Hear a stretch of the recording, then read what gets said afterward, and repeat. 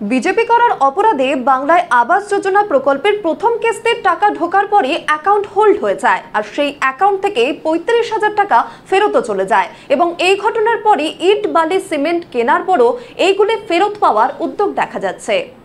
দক্ষিণ চব্বিশ পরগনার মথুরাপুর ২ নম্বর ব্লকের নগেন্দ্রপুর গ্রাম পঞ্চায়েতের পূর্ব শ্রীধরপুর গ্রামের বাসিন্দা দিনমজুর অলোক হালদার। অলোক হালদারের অভিযোগ, বিজেপি করার অপরাধে তার নামে পাশ হওয়া বাংলার আবাস যোজনার অ্যাকাউন্ট হোল্ড হয়ে যায়।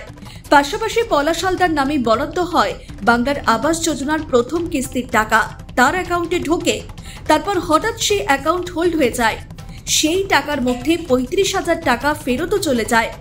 ইতিমধ্যে আবাস যোজনার প্রাপ্য টাকা দিয়ে ইটবালি সিমেন্টও কেনা হয়েছে। ফলে বর্তমানে তার অ্যাকাউন্টে কোনো টাকা না থাকায় মহা সমস্যায় পড়েছে অলোক হালদার। প্রশাসনের বিরুদ্ধে ক্ষোভ উগরে দেন অলোক হালদার।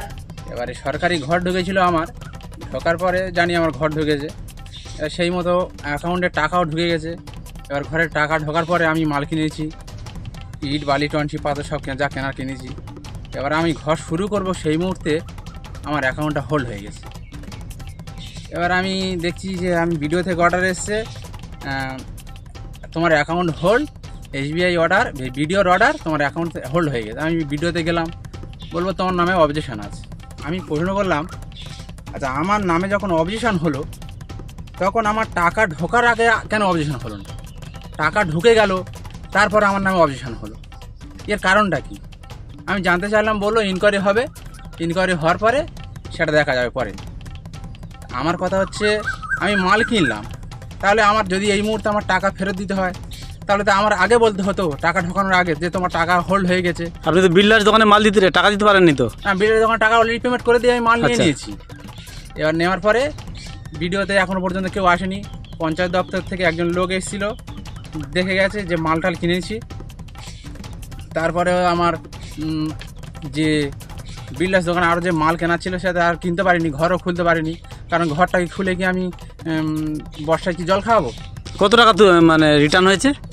আমার ৬০,০০০ টাকা ঢুকেছিল, ঢোকার পরে আমি পুরো টাকাটা তুলে নিয়েছি। আবার ব্যালেন্স ছিল আমার অ্যাকাউন্টে, যা ছিল ২৫,০০০ টাকা মতো ছিল। এবার আমার কাজের টাকা ঢোকার পরে এবার দেখছি যে আমি আমার মাইনাস ৩৫,০০০ টাকা মাইনাস হয়ে আছে অ্যাকাউন্টে।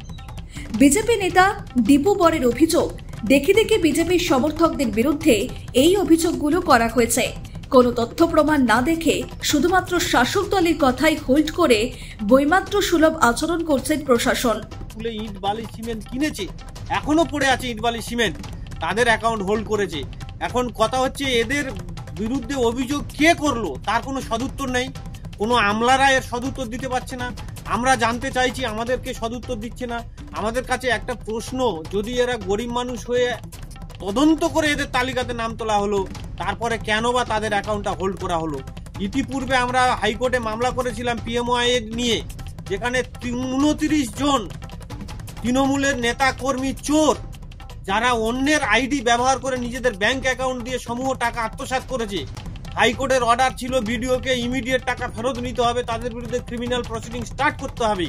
আজও পর্যন্ত বিডিও সেটা করতে পারলো না। একজনেরও অ্যাকাউন্ট ফ্রিজ করে টাকা আদায় করতে পারলো না। অথচ ভাঙা ঘরে যারা থাকে, বর্ষাকালে জল পড়ে, মাথার উপরে চাল নেই, সেই সমস্ত গরিব মানুষের অ্যাকাউন্টগুলোকে ফ্রিজ করেছে তৃণমূলীদের কথা শুনে। তৃণমূল এখানে যা বলছে, আধিকারিকরা তাই করছেন।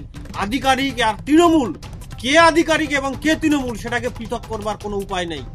যদিও বিজেপির অভিযোগ অস্বীকার করে শাসক দলের জেলা পরিষদের সদস্য উদয় হালদার বলেন, সমস্ত প্রক্রিয়া হয়েছে সরকারি নিয়ম মেনে, এখানে কোনো দলের ভূমিকা নেই।